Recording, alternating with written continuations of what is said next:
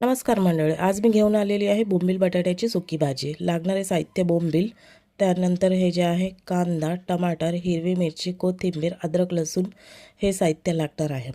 आणि आता जे आहे बोंबील जे आहे पॅनवर थोडंसं भाजून घ्या, जेणेकरून ह्याचा वास राहणार नाही।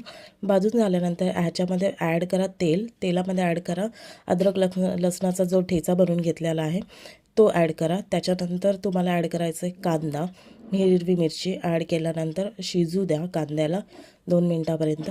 त्यानंतर ॲड करायचं आहे बोंबील आणि बटाटा। हे ॲड केल्यानंतर हेही 1-2 मिनिटासाठी शिजू द्या। त्यानंतर तुम्ही जे आहे ह्याच्यामध्ये टमाटर ॲड करा। टमाटर ॲड केल्यानंतर सगळं मिक्सचर एकजीव करून घ्या।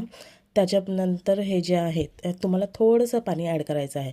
हे शिजू द्या 2 मिनिटासाठी। शिजून झाल्यानंतर थोडंसं पाणी ॲड करा आणि सगळं मिक्सचर जे आहे एकजीव करून घ्या। ह्याला झाकून ठेवा 5 ते 7 मिनिटासाठी।